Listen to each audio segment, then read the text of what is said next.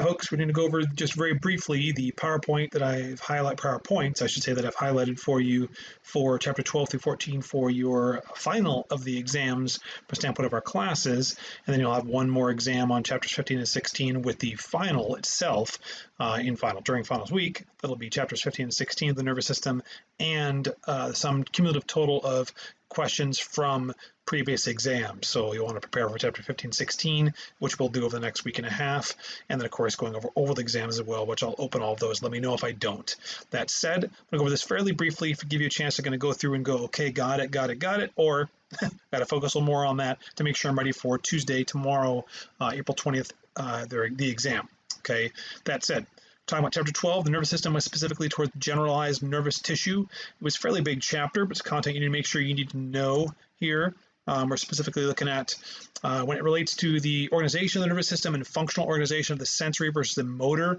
Make sure you can identify the difference between the sensory nervous system and the motor nervous system, afferent versus efferent, both the receiving of sensory versus the initiation of motor output, and standpoint of information from the receptors and transmitting to the CNS for the sensory, and of course transmitting from the CNS to the effectors for the motor, and of course identifying both the somatic sensory, visceral sensory versus the somatic motor and autonomic motor. And of course noting the motor nervous system also includes the sympathetic and parasympathetic divisions of our nervous system as well. I didn't highlight it, but you should definitely know that. The standpoint of the functional organization of the nervous system here, this is basically kind of a continuation of what I just mentioned. Make sure you understand this content. You're not going to get a graph or a diagram like this, but you'll have questions that will either be fill in the blank / classification of concepts and categorizing them. Make sure you can understand this information. Structural classification of nerves. Make sure you identify the difference between the cranial nerve and the spinal nerves. And for the functional classification, the sensory versus the motor versus the mixed nerves, where they're located, and what type of neurons we're talking about. From a standpoint of sensory being sensory neurons sending signals to the CNS, motor being motor neurons sending signals from the CNS, and mixed nerves containing both sensory and motor neurons, noting that most neurons are in this category of mixed nerves. From a neuron characteristic standpoint, make sure you can identify what will probably be in a composition whereby you're filling in blanks within multiple sentences for this content with neuron characteristics. Make sure you understand the difference between excitability, conductivity, and specifically the action of secretion, how messengers are released and the release of neurotransmitters. And I'll mention it later, but you need to understand, or I should say identify specific transmitters as well and know what is a transmitter, what is not. If you are asked, is this a transmitter or is it not, you should be able to state whether it is or not. For the parts of the neuron, make sure you know them. The cell body, the soma, what it includes, the dendrites, what they involved, the axon, specifically its basic function and its different areas. And then that said, those are primary areas you need to know. With the structurals and typical neuron, there might be, there is. Now I think about it, there is a diagram where you may have to identify some of these major areas.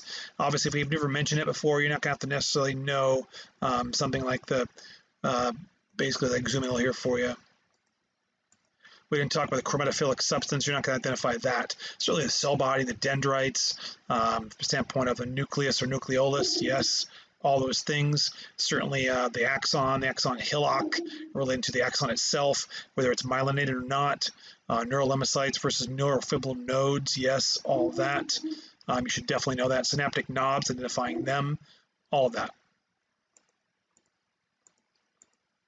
Classification of neurons, make sure you identify multipolar versus bipolar versus unipolar and anaxonic neurons from a multiple choice or categorization standpoint, understanding how many dendrites they contain, how many axons, general differences between them.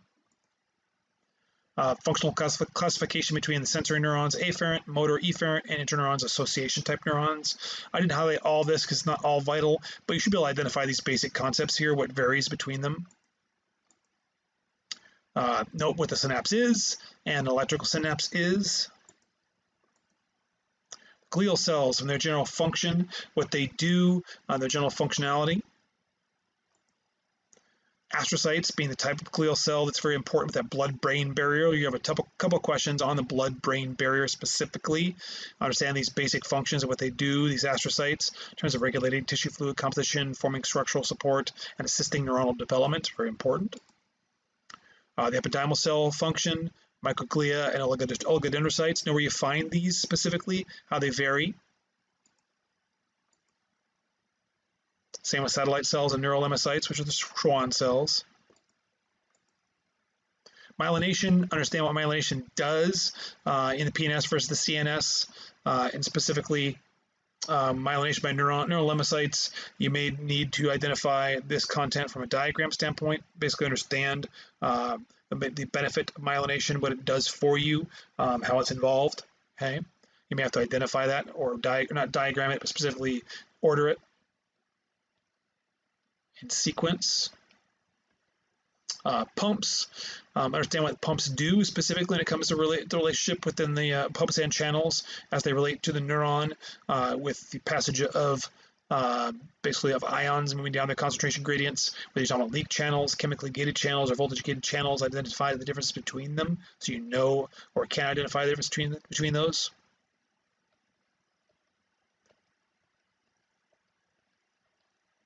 A lot of stuff is good content. It's in there. I left it in there, but of course it's not specific to what you know in your exam. Certainly note a standpoint of resting neurons where you tend to find higher concentrations of certain substrates versus higher concentrations either in the cytosol or in the interstitial fluid. Specifically, I know which ones those are because you may be asked a question related to that and how there is an unevenly distributed distribution, I should say, of those solutes. How that relates to the plasma membrane's polarization, whether it be resting membrane potential, make sure you identify that, what's going on there, hyperpolarization, depolarization, repolarization, be able to identify those both in terms of a diagram, what's happening, and showing you a graph and showing you what's happening at different cycles, or specifically also just from a general standpoint, understand what makes each area happen or each occurrence happen.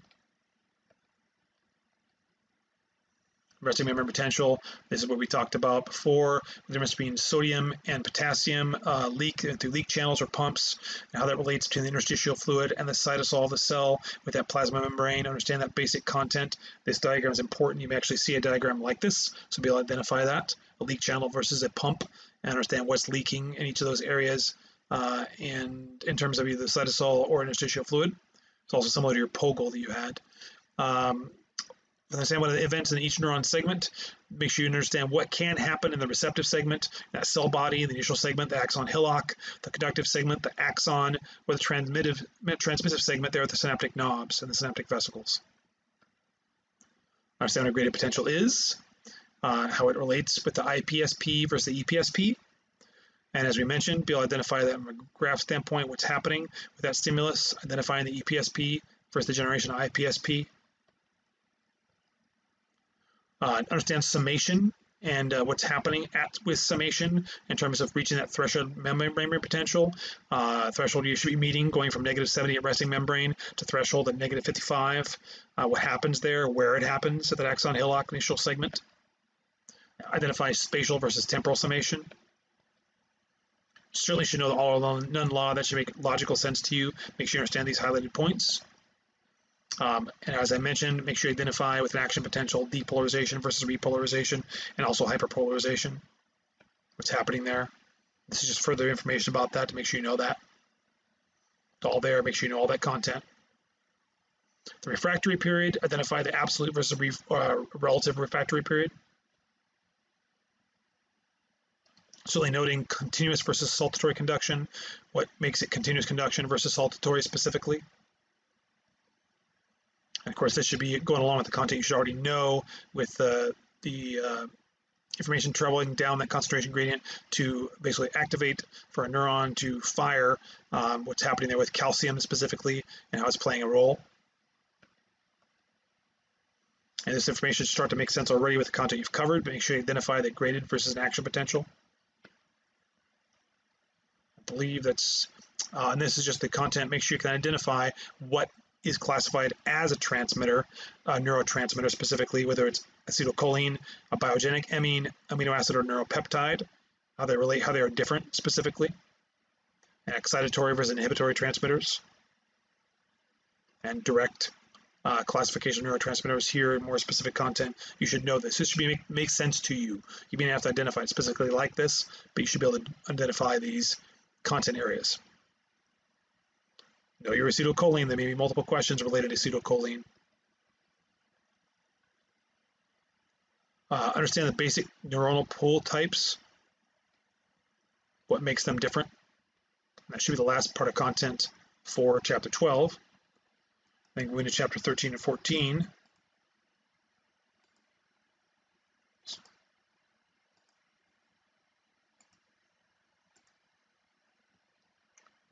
For the human brain, left lateral view, expect to have something like this diagram to identify the basic structures.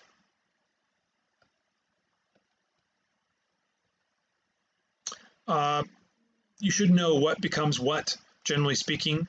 So understand this from the forming by the 5th week. And we have to identify in a question of sequence, not sequence, but from standpoint of what becomes what area. Just fill in the blank, but it'll give you the terms, of course. I didn't highlight it, but you should definitely understand gray versus white matter. You should understand what the cranial meninges, how they help contain and circulate cerebrospinal fluid. Multiple questions on that. Specifically identifying what happens in the PM mater, how it's the innermost near the brain surface, and how the arachnoid mater contains that subarachnoid space where the cerebrospinal fluid is, with that web of collagen elastic fibers. That dura mater being its tough outer membrane, and of course noting that epidural space that contains the arteries and the veins. And you'll have one diagram, you have to identify those structures. Be prepared for that. You saw in red, which means we were not going to cover it at all, is all that was. And again, the basic function of cerebrospinal fluid, you should definitely know all those functions, where it's found, where it's formed, what happens with excess cerebrospinal fluid. And again, the functions of the blood-brain barrier, know those functions well. Be able to identify the different cerebral hemispheres in a diagram, where you may have to label from this view specifically. Noting specifically the basic functions or characteristics of the frontal lobe, the precentral gyrus with voluntary movement, the variable functions of frontal lobe, parietal lobe with basically evaluating shape and texture of objects, the temporal lobe with hearing and smell, occipital lobe with vision and visual memories, and of course primary motor cortex in the precentral gyrus, which is the somatic motor area. Know that, how it controls skeletal muscle activity on the opposite side of the body, opposite side. This diagram will help you with that. I'm not going to have to identify anything like this diagram, but this is important to be able to do that, to recognize it. Like primary motor cortex, simply know where it is within this precentral gyrus. You have to identify that and what it controls. Okay, you're not going to see a diagram like this and fill in all these spots, but you should know this generally speaking, what is involved with the primary motor cortex with the precentral gyrus. Note the motor speech area, where it is specifically and what it does, the Broca area. Same in the primary somatosensory cortex, and know what it generally includes here. In the postcentral gyrus, know where it is. This you should certainly know the prefrontal primary olfactory cortex, is located in the temporal lobe and the gustatory cortex within the insula. Wernicke area, where you have language comprehension, left hemisphere. Identify differences between association tracts and commissarial tracts of the central white matter, and understand generally what the white matter is, of course. What the projection tracts are within the white matter. Identify cerebral lateralization, which is how you have two sides of the cerebrum that exhibit differences in higher order functions. Understanding what the categorical hemisphere does and the representational hemisphere does, how they communicate between them, cerebral lateralization. Understand the gray matter that's deep in the cerebrum, the cerebral nuclei. Understand the diencephalon includes the hypothalamus, thalamus, and hypothalamus. How the hypothalamus includes the pineal gland, where it secretes melatonin, which helps regulate our day-night cycles through a circadian rhythm, our sleep. How the thalamus is our operator, our air traffic control center. How it receives all conscious senses except olfaction, and relays signals parts of the cortex that are basically help distract, like in issues of distraction from attention, that's related to your thalamus specifically. With hypothalamus, understand where it is, its basic functions. There's quite a few, make sure you know those. And the brainstem, how it connects the cerebrum, diencephalon, and cerebellum and spinal cord, and how it contains the ascending and the descending tracts. Brainstem anterior view, expect to have a possible diagram here that will include this to label.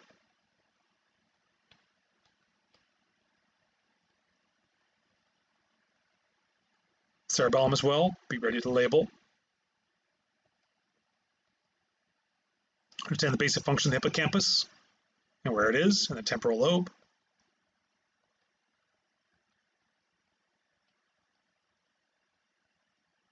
Cognition, understand the basic concepts of cognition and basically how it can affect someone with a brain lesion patient with normal function and how that relates in the cerebrum. Should identify easily sensory versus short-term versus long-term memory. That's important. I just highlighted the main point here at the top here, but it really includes all this content. Should be straightforward for you. Should be. And certainly understand encoding, memory consolidation, and how long-term memory is housed primarily in the appropriate association. Basically, we're talking about the premotor cortex and the cerebellum, where the motor memories are stored, and sounds and auditory association cortex. Our amygdaloid body and our hippocampus are important structures within that same area. Excuse me. If they're damaged or artificially stimulated, how our emotions are deadened or exaggerated and learning is impaired. That's important. Just a few olfactory nerve. Olfactory nerve, you should know it's for the olfaction for smell. You should know optic nerve, its basic functions for vision. Oculomotor nerve, it's specifically for obviously for visions, moving the eye, eyelid. These will be more in multiple choice or in fill in the blank type spots. So long as you generally know these things, then you'll be fine.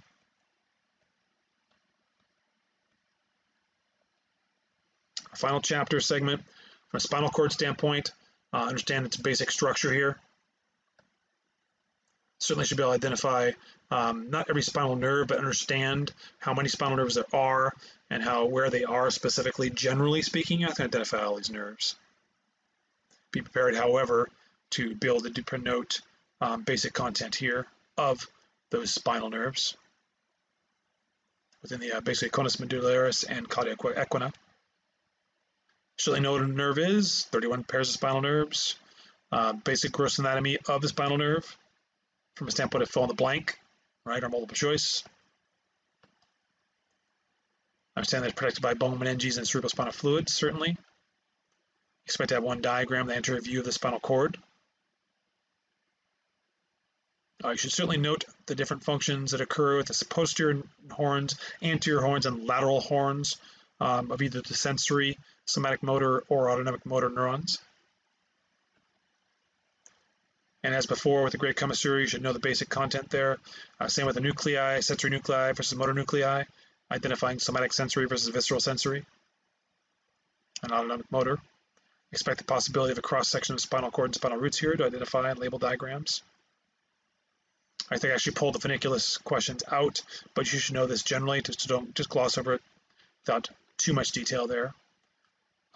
Certainly understand the spinal pathways, the sensory or the motor, what's happening, where it's going, how pathways generally occur as being in pairs, and specifically the cell locations, how each pathway is made a chain of 2 or more neurons. You should know that. And this is the information that should be almost kind of a review from what we've already covered here. That standpoint, somatic sensory receptors with the tactile and the proprioceptors, and the visceral sensory receptors that detect the changes. Understand the sensory pathway, generally speaking, with the primary and secondary and tertiary neuron, the general concept, how the neurons relay signals. Expect to have to maybe sequence that.